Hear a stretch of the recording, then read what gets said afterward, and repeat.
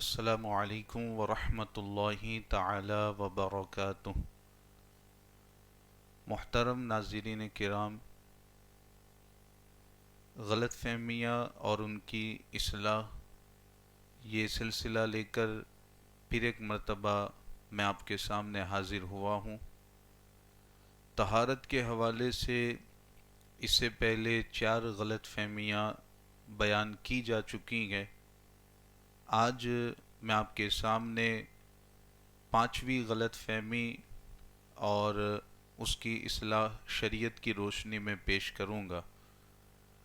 عوام میں ایک غلط فہمی یہ رائج ہے کہ کتے کے حوالے سے یہ سمجھا جاتا ہے کہ کتے کا پورا بدن ناپاک ہے، چنانچہ اگر کسی کے کپڑے یا کسی کے بدن کے ساتھ کتا لگ جائے، ٹچ ہو جائے، یا پھر کسی مکان میں یا کسی جگہ پر کتا داخل ہو جائے، تو اب یہ تصور کیا جاتا ہے کہ کتے کے بدن کے ساتھ یا کپڑے کے ساتھ لگنے کی وجہ سے کپڑا بدن ناپاک ہو گئے، اسی طرح مکان میں داخل ہونے کی وجہ سے وہ مکان بھی ناپاک ہو گیا، اب اس کو دھونا پڑے گا، بغیر دھوئے مکان پاک نہیں ہوگا۔ تو یہ سوچ شریعت کے اعتبار سے غلط ہے۔ کتے کا پورا بدن شریعت کے اعتبار سے ناپاک نہیں مانا جاتا، بلکہ کتے کے منہ میں جو لعاب ہے وہ اور کتے کا پسینہ، یہ 2 چیزیں شریعت کے اعتبار سے ناپاک اور نجاست غلیظہ مانی جاتی ہیں۔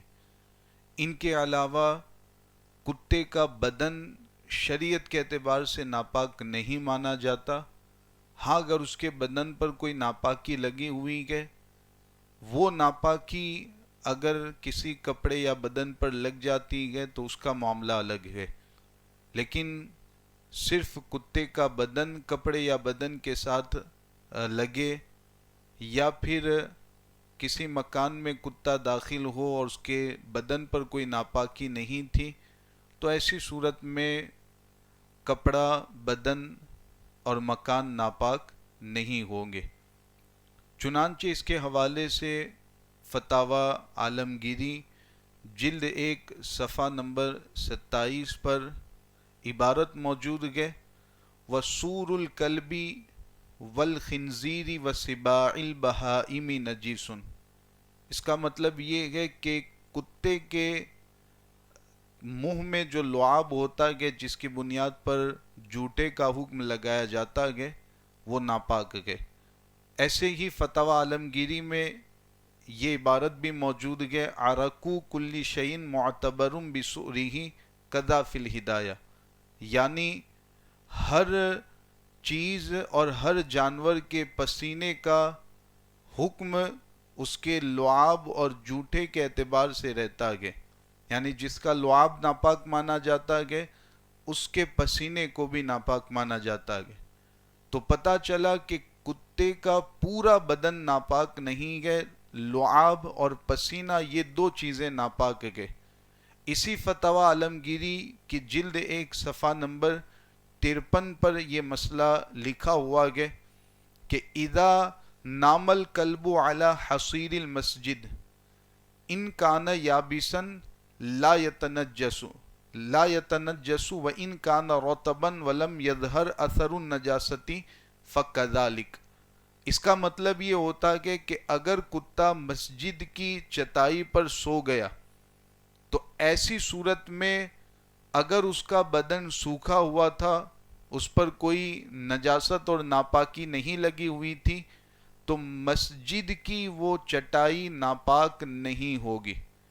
آپ دیکھیں، صراحت کے ساتھ بیان کیا جا رہا ہے کہ کتے کے بدن کے ساتھ چٹائی لگ گئی ہے، چٹائی پر کتے کا بدن لگا گیا، پھر بھی اس کو ناپاک نہیں مانا جا رہا۔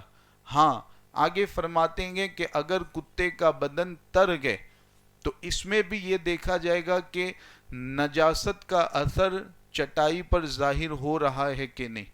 اگر ظاہر نہیں ہو رہا تو اس کو ناپاک اس صورت میں بھی نہیں مانا جائے گا. تو پتہ چلا کہ کتے کا بدن یہ ناپاک نہیں ہے.